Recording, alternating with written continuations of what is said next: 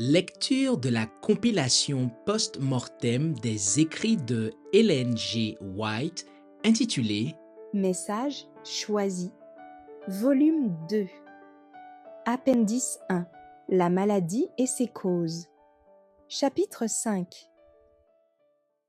En cet âge dégénéré, les enfants naissent avec une constitution affaiblie. Les parents s'étonnent d'une si grande mortalité infantile et juvénile, et ils disent « Il n'en était pas ainsi de mon temps ». Les enfants étaient plus sains et robustes, avec moins de soins que ce que l'on donne aux enfants aujourd'hui. Malgré tous les soins, nos enfants croissent faibles, s'étiolent et meurent. Ce sont les mauvaises habitudes des parents qui ont entraîné la maladie et l'idiotie chez leur progéniture. À partir de leur naissance, les choses empirent beaucoup parce que l'on ne prête aucune attention aux lois de leur être. Un traitement convenable améliorerait sensiblement leur santé physique. Mais il est rare que des parents agissent judicieusement à l'égard de leurs petits-enfants, compte tenu du triste héritage que ces enfants ont déjà reçu. Les erreurs commises à leur égard affaiblissent leur prise sur la vie et préparent une mort prématurée. Ce n'est pas manque d'affection de la part des parents, mais c'est une affection mal comprise. Une grave erreur commise par certaines mères à l'égard de l'enfant, c'est de le priver souvent d'air frais, nécessaire pour qu'il devienne fort. Bien des mères ont l'habitude de couvrir la tête de l'enfant pendant le sommeil, parfois dans une chambre surchauffée et insuffisamment aérée, ce qui suffit à beaucoup affaiblir le travail du cœur et des poumons, au détriment de tout l'organisme. Tout en prenant soin de protéger l'enfant des courants d'air ou de changements trop brusques, il faut veiller tout spécialement à ce que l'enfant puisse respirer un air pur et vivifiant. Aucune odeur désagréable ne devrait rester dans la chambre de l'enfant ou autour de l'enfant. Ces choses sont plus nuisibles à un faible enfant qu'à un adulte. Des mères ont pris l'habitude d'habiller leurs enfants en tenant compte de la mode plutôt que de la santé. En préparant la garde-robe de l'enfant, on se préoccupe davantage de ce qui a bonne apparence que de ce qui convient pour le confort. On perd beaucoup de temps à des broderies et à des travaux de fantaisie pour embellir les vêtements du petit. Souvent la mère fait cet ouvrage aux dépens de sa santé et de celle de sa progéniture. Alors qu'elle pourrait se livrer à un exercice agréable, elle se courbe sur un travail fatigant pour les yeux et les nerfs. Et il est souvent difficile de rappeler à cette mère l'obligation solennelle de soigner sa santé, tant pour son propre bien que pour celui de l'enfant. Beaucoup de femmes américaines sacrifient leurs enfants sur l'autel de la parade et de la mode.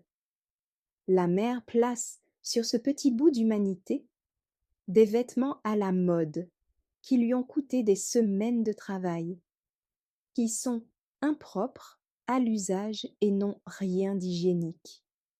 Ces vêtements sont excessivement longs. Pour les tenir sur l'enfant, on enserre son corps sous des bandes ou des ceintures qui gênent l'action du cœur et des poumons. Ces vêtements d'une longueur démesurée sont trop lourds. Ils ôtent à l'enfant le libre usage de ses muscles et de ses membres. Des mères ont cru devoir comprimer le corps du petit enfant pour le maintenir en forme, comme s'il risquait de tomber en pièces ou de se déformer sans d'étroits bandages. Est-ce que les animaux se déforment parce que la nature est laissée libre d'agir? Est-ce que les petits agneaux se déforment pour n'avoir pas été enveloppés de bandes? Ils ont une forme délicate et admirable. Les enfants humains sont les créatures divines les plus parfaites, mais aussi les plus dépendantes. C'est pourquoi les mères devraient bien connaître les lois qui leur permettraient de les élever sainement, au point de vue physique, mental et moral.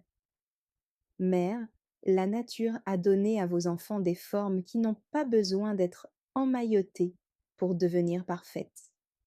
Dieu les a pourvus d'os et de muscles suffisants pour les soutenir et maintenir le mécanisme intérieur délicat de la nature avant de les confier à vos soins. Le vêtement de l'enfant doit être confectionné de façon à ne pas comprimer son corps d'une manière quelconque après un repas copieux. Habiller les enfants à la mode pour les faire admirer par la société, c'est leur faire du tort. On s'ingénie à donner à l'enfant le vêtement le moins confortable. Ensuite, l'enfant passe des bras de l'un au bras de l'autre, tous voulant le caresser, ce qui ajoute à son inconfort. Il existe d'ailleurs un mal plus grand que ceci.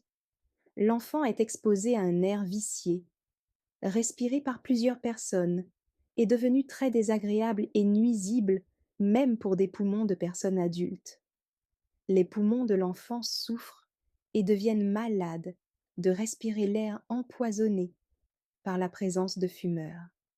Bien des enfants sont empoisonnés irrémédiablement pour avoir dormi dans un même lit que des pères fumeurs. L'enfant respire l'air chargé de tabac. Tout l'organisme se remplit de poison introduit par les poumons et les pores. Chez les uns, le poison agit lentement, affectant le cerveau, le cœur, le foie, les poumons, et il décline peu à peu. Chez d'autres, l'effet est plus rapide, entraînant des spasmes, des convulsions, de la paralysie et une mort soudaine. Les parents affligés pleurent la perte de l'enfant chéri et s'étonnent de la providence mystérieuse de Dieu qui les a si durement frappés, alors que la providence n'est pour rien dans la mort de l'enfant, martyr du tabagisme, ce vice révoltant. Sans le savoir, mais non moins sûrement, les parents ont tué l'enfant avec ce poison dégoûtant. Chaque exhalaison des poumons de l'esclave du tabac empoisonne l'air ambiant. Les enfants devraient être tenus à l'abri de toute influence tendant à exciter le système nerveux. Qu'ils dorment ou qu'ils veillent, de jour et de nuit, ils devraient respirer un air pur, propre et sain, libre de tout poison. Une autre cause de mortalité infantile et juvénile, la coutume de laisser les bras et les épaules nus. C'est une mode que l'on ne peut assez déplorer. Elle a coûté la vie à des milliers. L'air qui baigne les bras et les membres circule autour des aisselles, refroidit les parties sensibles du corps, si près des organes vitaux, empêche une circulation normale du sang et provoque des maladies, principalement des poumons et du cerveau. Ceux qui placent la santé de leurs enfants au-dessus des vaines flatteries des invités ou de l'admiration des étrangers auront toujours soin de couvrir les épaules et les bras de leur tendre bébé. On a souvent fait remarquer à certaines mères que les bras et les mains de leur enfant étaient violets, et on les a mises en garde contre les méfaits de cette habitude insalubre. Le plus souvent, elles ont répondu: « J'habille toujours mes enfants de cette façon. » Ils finissent par s'y habituer. Je ne puis supporter de voir des enfants aux bras couverts. C'est démodé. Ces mères habillent des enfants délicats comme elles ne voudraient pas s'habiller elles-mêmes. Elles savent qu'elles frissonneraient de froid si leurs bras étaient ainsi exposés nus. Peut-on s'attendre à ce que des enfants en bas âge puissent s'endurcir sans dommage? Des enfants sont nés avec une constitution assez solide pour qu'un tel abus ne leur coûte pas la vie, mais des milliers sont sacrifiés et l'on prépare des dizaines de milliers d'autres pour une vie courte et invalide, en emmaillotant et surchargeant le corps de trop de vêtements, tandis que les bras restent nus bien qu'éloignés du siège de la vie et ayant de ce fait un plus grand besoin d'être protégés que la poitrine ou les poumons. Est-ce que des mères qui soumettent leurs enfants à de tels traitements peuvent s'attendre à les voir paisibles et en bonne santé? Quand les extrémités sont refroidies, le sang se retire vers les poumons et la tête. la circulation est gênée et le mécanisme délicat de la nature est dérangé. L'organisme de l'enfant, troublé dans son fonctionnement, proteste contre les abus dont on l'accable. La mère nourrit l'enfant, s'imaginant qu'il a faim, mais l'aliment ne fait qu'augmenter la douleur. Des bandes serrées et un estomac surchargé sont deux choses qui ne s'accordent pas. L'enfant n'a pas assez de place pour respirer. Il pleure et s'agite pour respirer, et la mère n'y comprend rien. Il lui suffirait de desserrer les bandes pour obtenir un soulagement immédiat si elle comprenait de quoi il s'agissait. Quand enfin elle commence à s'inquiéter, pensant que l'enfant est malade, elle appelle un médecin qui examine gravement l'enfant pendant un moment, puis ordonne des médecines contenant des poisons, ou bien ce qu'on appelle un calmant, que la mère obéissante verse dans la gorge du pauvre enfant. Si l'enfant n'était pas déjà malade, il le devient après cela. Il souffre à présent de la maladie de la drogue, la plus opiniâtre et la plus incurable des maladies. Si l'enfant guérit, il garde dans son organisme, plus ou moins, les effets de la drogue empoisonnée, qui peuvent pas se manifester sous la forme de spasmes, de maladies cardiaques, de paralysie du cerveau ou de phtisie. Certains enfants ne sont pas assez forts pour supporter la moindre dose de poison contenue dans la drogue.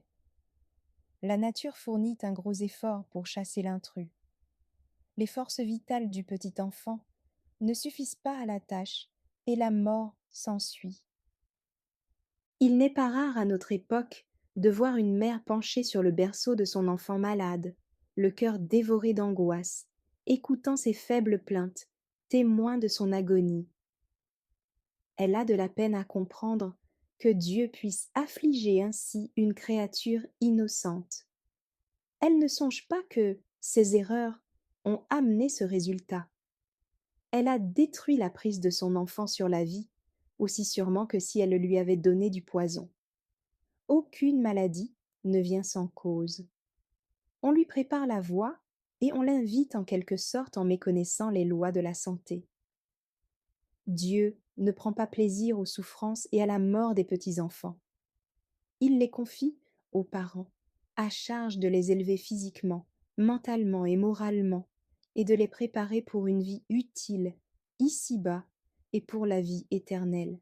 Si la mère conserve une ignorance coupable concernant les besoins physiques de son enfant, et qu'en conséquence l'enfant devienne malade, elle ne doit pas s'attendre que Dieu fasse un miracle pour contrecarrer l'action qu'elle a exercée pour le rendre malade. Des milliers d'enfants sont morts qui auraient pu rester en vie. Ce sont des martyrs de l'ignorance manifestée par les parents touchant la relation qui existe entre l'alimentation, le vêtement, l'air que l'on respire, d'une part, la santé et la vie, d'autre part. Les mères auraient dû être les médecins de leurs propres enfants. Le temps qu'elles ont gaspillé à embellir la garde-robe de l'enfant aurait dû être employé à un plus noble usage, à s'instruire au sujet de leurs propres besoins physiques et de ceux de leur progéniture. Elles auraient dû enrichir leur esprit d'utiles connaissances concernant les meilleures méthodes à suivre pour élever sainement leurs enfants, avec la pensée que des générations pouvaient être lésées ou bien favorisées par leur manière d'agir. Les mères qui ont des enfants turbulents, agités, devraient chercher à découvrir la cause de cet état de malaise. Elles ne tarderaient pas à s'apercevoir qu'il y a quelque chose de faux dans leur conduite.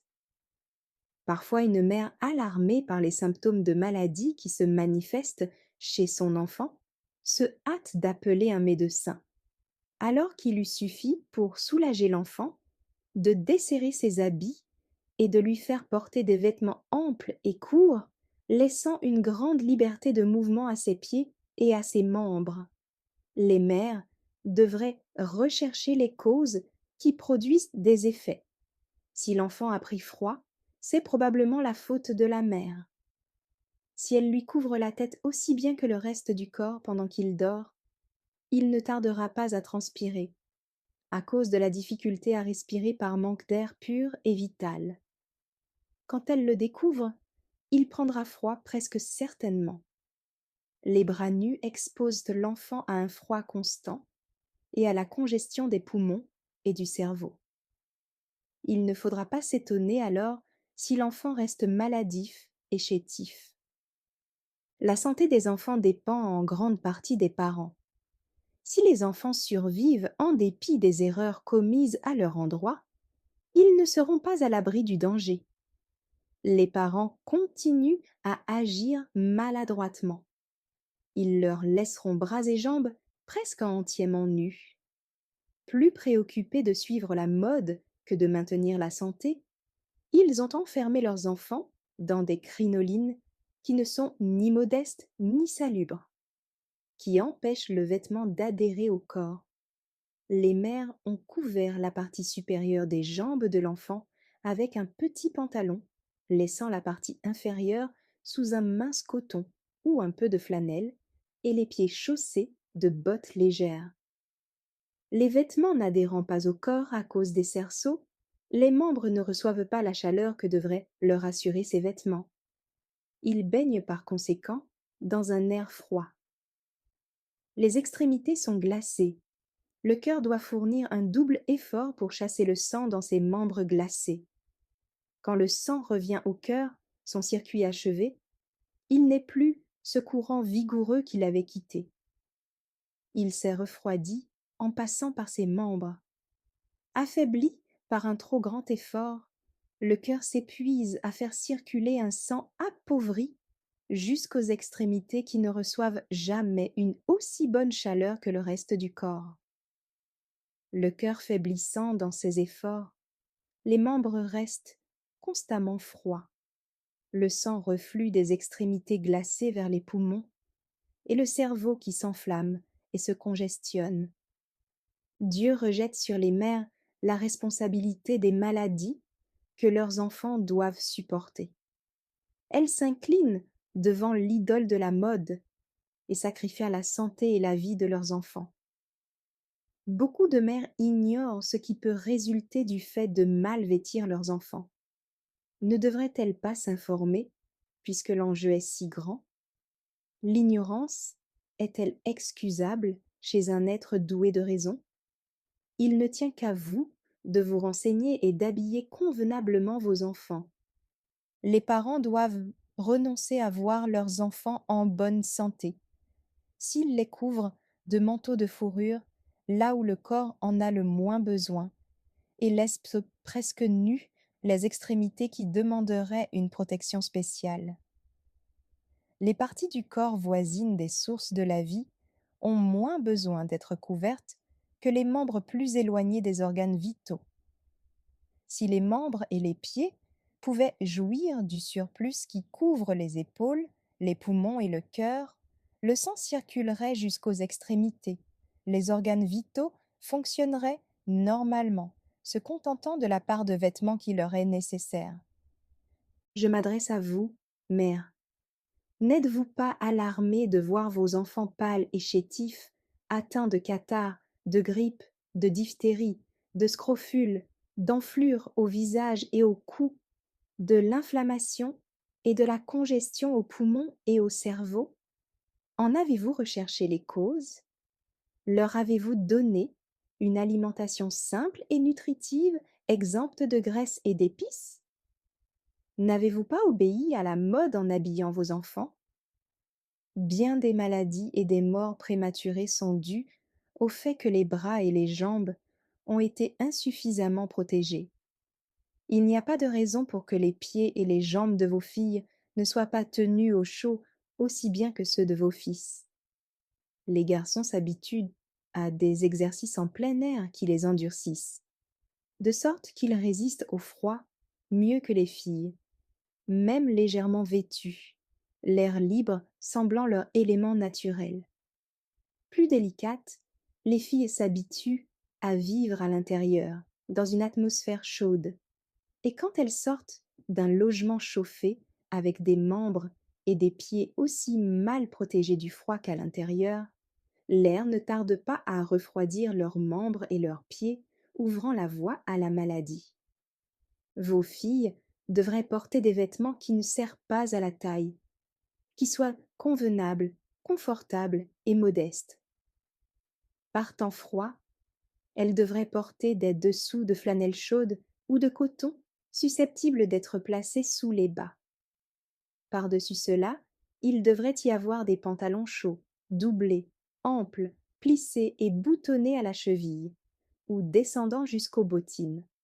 Les robes devraient descendre jusqu'au-dessous du genou. Une jupe ou deux tout au plus, boutonnées à la ceinture. Les chaussures confortables, avec des semelles épaisses. Ainsi vêtues, vos filles ne craindront pas plus le froid en plein air que vos garçons. D'ailleurs, leur santé serait bien meilleure si elles vivaient davantage au dehors, même en hiver, plutôt que de se tenir dans l'air renfermé d'une chambre chauffée avec un poêle. Aux yeux du ciel, les parents commettent un péché en habillant leurs enfants comme ils le font. Ils n'ont d'autre excuse que la mode. Exposer les membres de leurs enfants à peine couverts d'un léger vêtement plaqué sur eux est contraire à la modestie. On ne peut guère prétendre que cela soit beau ou attrayant.